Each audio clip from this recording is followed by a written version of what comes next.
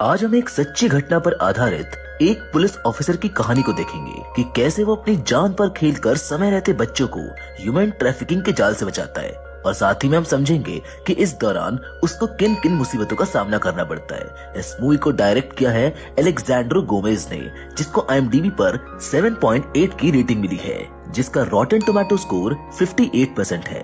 So with all that said, चलिए start करते हैं आज की कहानी को। कहानी की शुरुआत होती है वेस्ट अमेरिका के एक छोटे से शहर से, जहां हमें रोजियो नाम की एक छोटी बच्ची को दिखाया जाता है जो अपने रूम में गाना गा रही होती है। तभी वहां पर जिजेल नाम की एक लेडी आती है जो रोजियो का गाना सुनकर उसकी तारीफ करते हुए कहती है, तुम्हारी आवाज तुम्हारी तरह काफी खूबसूरत है।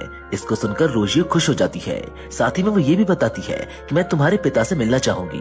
तभी वहाँ पर रोजियो के पिता हैरी आ जाते हैं और जिजेल से मिलते हैं, जिसमें जिजेल उनको बताती है कि मैं मॉडलिंग वर्ल्ड से हूँ और आपकी बेटी काफी खूबसूरत है, जिसे मैं एक दिन मॉडलिंग कराना चाहती हूँ क्योंकि मुझको चाइल्ड मॉडल्स को प्रमोट करना है। इसी दौरान वहाँ पर रोजियो का भाई मिगेल आ जाता है, जिसको देख जिजेल उसको भी साथ ले जाने को कहती है। अगले दिन हैरी दोनों बच्चों को लेकर अपने शहर से दूर एक होटल ले जाता है जहाँ पर जिजेल रुकी हुई है। यहाँ हैरी दोनों बच्चों को छोड़ता है। जिजेल उसको शाम को आने को कहती है और बच्चों को अंदर ले जाकर दरवाजा बंद कर लेती है। रूम में जिजेल बच्चों को मॉडलिंग करना सिखाती है, साथ ही उनके कई सारे फोटोज को भी क्लिक करती है, जहाँ जिजेल रोजियो को तैयार करती है। जिसके बाद हमें शाम का सीन दिखाया जाता है जहाँ हैरी अपने बच्चों को वापस लेने आया होता है, लेकिन सरप्राइजिंगली होटल में कोई नहीं होता।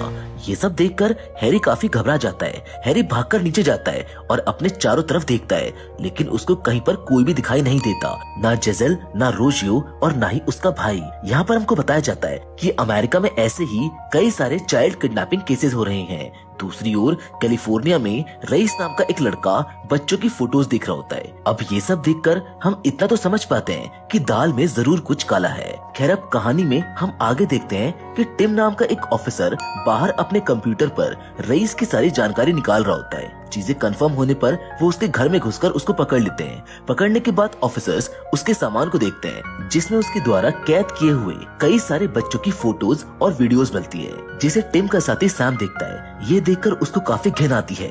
थोड़ी देर छानबीन करने के बाद टिम और सैम पुलिस स्टेशन के लिए निकल जाते हैं। अब सीन शिफ्ट होता है और हमको टिम और सैम को पुलिस स्टेशन में दिखाया जाता है, जहाँ सैम टिम को ये कहता है कि मैं अब और ये काम नहीं कर पाऊंगा, खासकर जो आज मैंने देखा उसके बाद मुझ में बिल्कुल भी हिम्मत नहीं बची है। वो टिम से भी पूछता है कि ऐसे तुमने कितने मॉलेस्टर्स को पकड़ा है, जिस पर टिम उसको बताता है कि वो अभी तक 288 मॉलेस्टर्स को पकड़ चुका है। जिस पर सैम उससे पूछता है कि अभी तक तुमने कितने बच्चों को बचाया है, जिस पर टिम कहता है ऐसे बच्चों को अमेरिका में दूर दूर भेज दिया जाता है, इसी वजह से वो एक भी बच्चा नहीं बचा पाया है।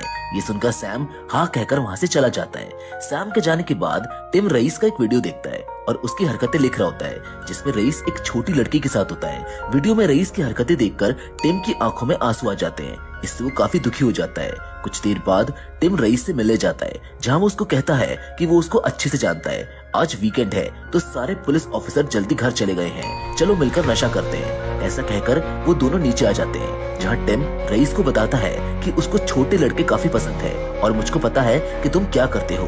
तुम्हें पकड़ना मेरी ड्यूटी थी, लेकिन मैं तुमको छोड़ सकता हूँ और मेरी तड़प भी अब काफी बढ़ती जा रही है, जिसमें तुम्हें मेरी मदद करनी होगी। जिस पर रईस बताता है कि उसको टिम की बात पर भरोसा नहीं है। ये सुनकर टिम उसको एक सिगरेट ऑफर करता है। फिर हम देखते हैं कि 2 दिन बाद का सीन दिखाया जाता है, जहाँ टिम अपने सीनियर जॉन को रईस को 7 दिन बाहर रखने के लिए मना लेता है और टिम रईस को आजाद कर देता है। वो उसको अपने घर ले आता है, जहाँ पर टिम रईस को कहता है कि उसने उसके खिलाफ सभी सबूतों को पुलिस रिकॉर्ड से मिटा दिया है